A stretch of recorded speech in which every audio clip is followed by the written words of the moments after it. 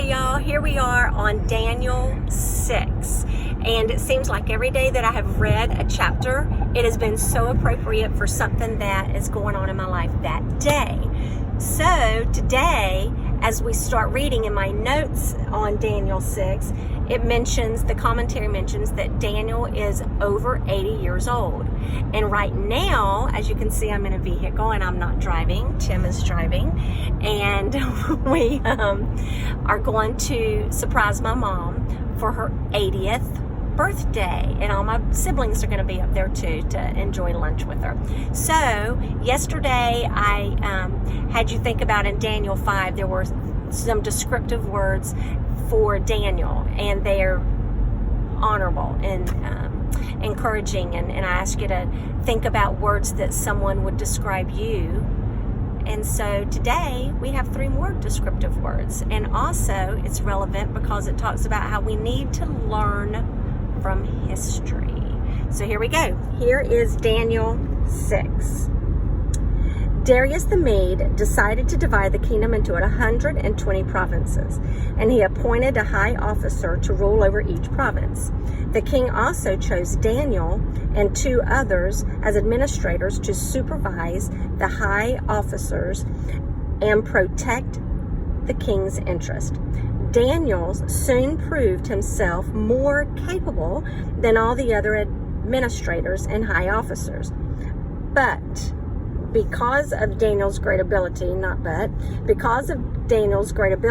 king made plans to place him over the entire empire. Then the other administrators and high officials began searching for some fault in the way that Daniel was handling the government affairs. But they couldn't find anything to criticize or condemn. He was faithful, was responsible, and completely trustworthy.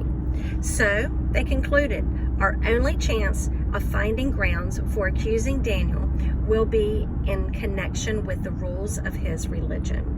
So administrators and high officers went to the king and said, "Long live King Darius. We are all in agreement, we administrators, officials, high officers, advisors, and governors," I guess excluding Daniel, "that the king should make a law that will be strictly enforced. Give orders that for the next 30 days, any person who prays to anyone, divine or human, except to you, your majesty, will be thrown into the den of lions. And now, your majesty, issue and sign this law so it cannot be changed. An official law of the Medes and Persians that cannot be revoked." So King Darius, he signed the law. So I have in my little notes that he just had no backbone and he didn't remember history, evidently. Here we go. And right here, Daniel gives us great examples of what we should be doing in situations in our life. But when Daniel learned that the law had been signed, he went home and knelt as usual in his upstairs room. With its windows open toward Jerusalem, he prayed 3 times a day, just as he had always done, giving thanks to his God. So when something came along, Darius turned to God first, and we should follow his lead. Then the officials went together to Daniel's house and found him praying and asking for God's help. So they went straight to the king, again tattled, and reminded him about his law. "Did you not sign a law for the next 30 days that any person who prays to anyone, divine or human, except to you, your majesty, will be thrown into the den of lions?" "Yes," the king replied. "That decision stands. It is an official law of the Medes and Persians that cannot be revoked." Then they told the king, I can see him puffed up doing this, "That man Daniel, one of the captives from Judah," and I'm curious, why is he still being known as one of the captives from Judah instead of the high honor they did? I guess there's some jealousy. "Is ignoring you and your law. He still prays to his God 3 times a day." That's intentional prayer, y'all. It's intentional. Hearing this, the king was deeply troubled, and he tried to think of a way to save Daniel. He spent the rest of the day looking for a way to get Daniel out of this predicament. God's going to get him out of it. In the evening, the men went together to the king and said, Your Majesty, you know that according to the law of the Medes and Persians, no law that the king signs can be changed. So, at last, the king gave orders for Daniel to be arrested and thrown into the lion's den. The king said to him, May your God, whom you serve so faithfully, rescue you. He will. A stone was brought and placed over the mouth of the den. The king sealed the stone with his own royal seal and the seals of his nobles, so that no one could rescue Daniel. Okay, no one can rescue Daniel, but God's our rescuer. Remember that when you're in times of trouble. Then the king returned to his palace and spent the night fasting. He refused his usual entertainment and couldn't sleep all night long. Very early the next morning, the king got up and hurried out to the lion's den. When he got there, he called out in anguish. So to me, this is telling me he's sleepless, but he's hopeful. Daniel, servant of the living God, was your God, whom you serve so faithfully, able to rescue you from the lions?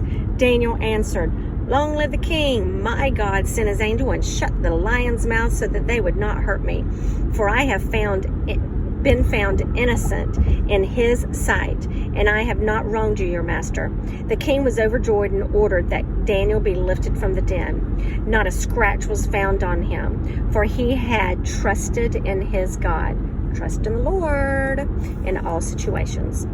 Then the king gave orders to arrest the men who had maliciously accused Daniel.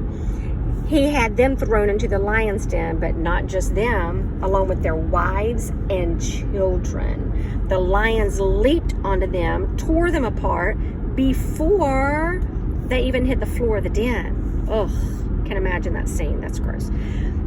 Then King Darius sent his message to the people in every race and every nation and language throughout the world.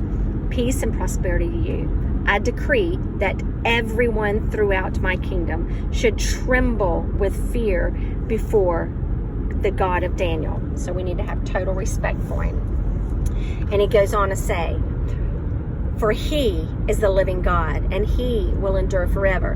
His kingdom will never be destroyed, and his rule will never end. He rescues and saves his people. He performs miraculous signs and wonders in the heavens and on earth. He has rescued Daniel and the power of the lions. So Daniel prospered during the reign of Darius and the reign of Cyrus the Persian. So there you go. Make sure you always turn to God in any situation in your life.